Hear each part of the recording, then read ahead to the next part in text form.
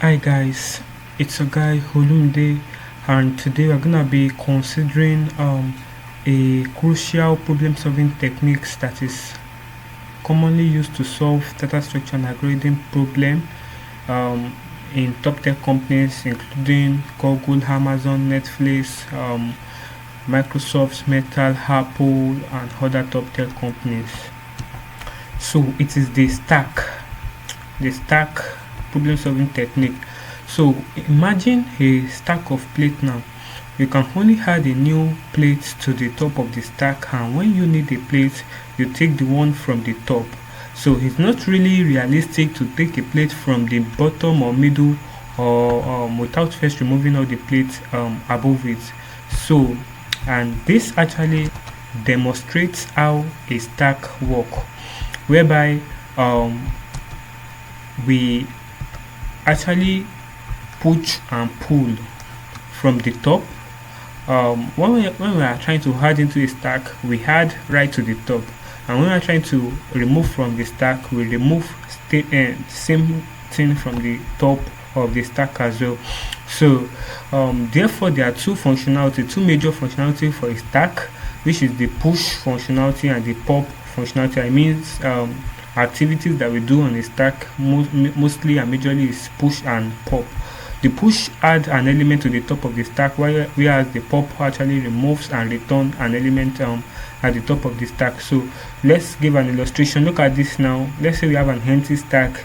We push. So we push one into it, and this is the one in the stack now. It has been updated. Then we push 4 into it again, and this is the 4 it has been updated. So you see that it has this vertical visual. Why? Because it is ordered. So it doesn't really act as like an array where you can just pop or remove any at the middle. It actually doesn't follow the index-based conditioning. So rather, it has limited application of pushing and popping, and that make it crucial for certain applications. And look at this now. When we perform a pop after adding 2, after pushing 2, then we perform a pop now, it's gonna remove the very element at the top of the stack.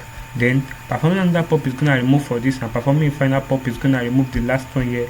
So, and gonna return an empty stack. So that is how it works. So it follows the last in and first out principle.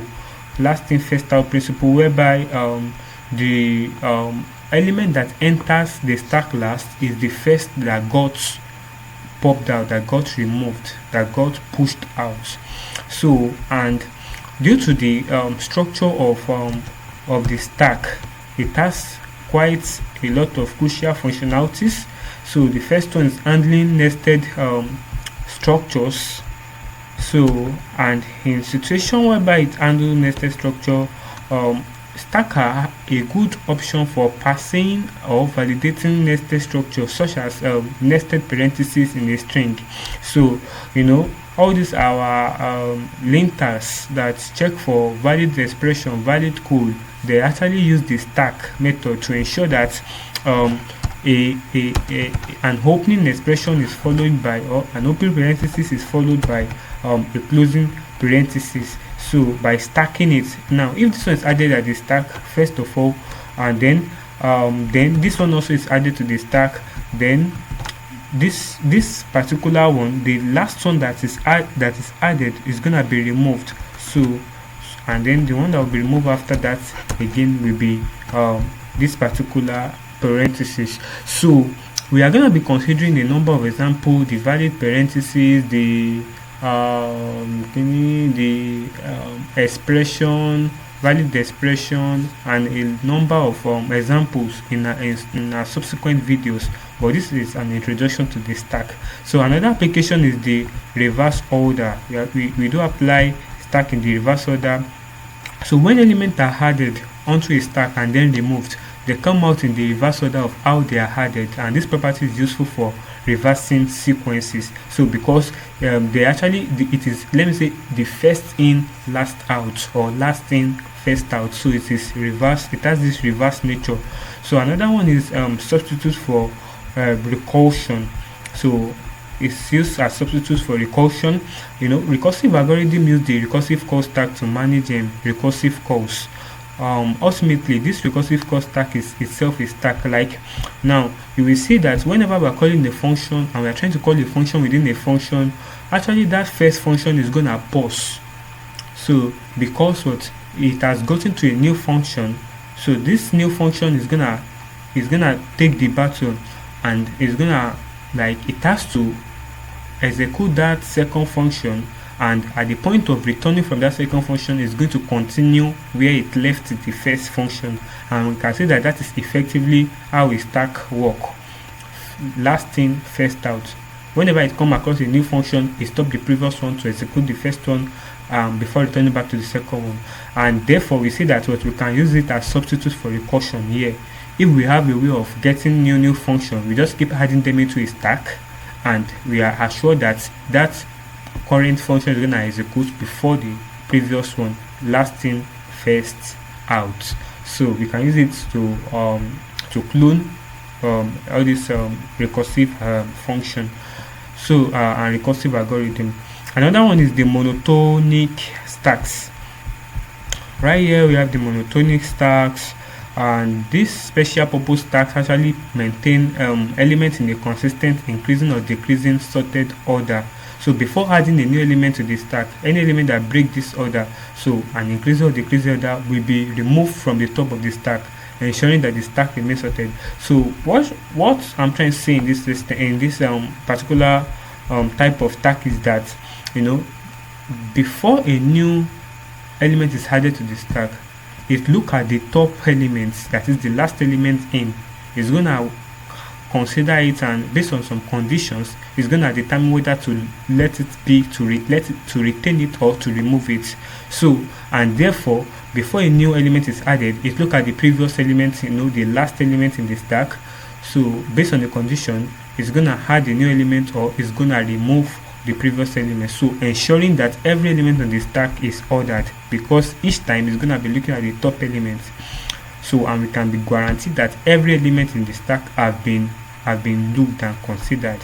So these are the types of stack. So also let's talk about some major some time complexity of some common stack operation. So we have the push. It works in O1 in the worst case when you are trying to add an element to the top of the stack. Why? Because you don't have to insert, you don't have to shift, you don't have to move them into a new memory. All you just have to do is to push at the top of the stack. Also, the pop removes at the top of the stack and return. Pick is gonna try to check what is at the top of the stack without removing it is empty. It's gonna check if the stack is empty, and all this occur in O1 time, in a constant time complexity.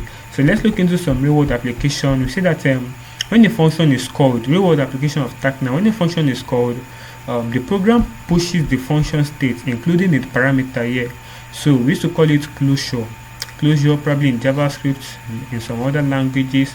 So it's gonna push the function state, including parameter, local variable, and the return address onto a call stack.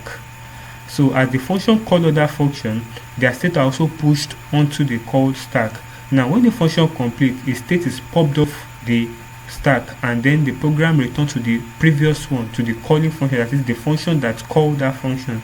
So, and this stack based approach ensure that function return control in the correct order, and also ensure that stacking nature of a function, whereby a function does not have to execute finish before calling another function. So because and that has a lot of application, because sometimes we need the return of a particular function, the return value, to complete a corresponding function. So this stack-based approach ensures that function return control in the correct order, managing nested or recursive function calls effectively and efficiently. So we are going to be considering a number of examples, a number of problems, DSA problems and Leetcode problems under stack, which include valid parenthesis expression, evaluate expression, next largest number to the right, implement a queue reason stack, maximum of sliding window, and other operation, another DSA problem like that. So stay tuned. I'm gonna be giving it out on each of my platform. If you are not on any of my platform, kindly follow us, subscribe to our channel on YouTube, follow us on LinkedIn, on TikTok, on Facebook. So, and very soon we'll be talking about system design problems as well, including design Instagram, URLs, shortener, and other stuff like that. So there's a lot that we have in package for you, and we have them for you. We are giving it out freely. So follow along, just follow, subscribe, like, comment, and thank you, and take care.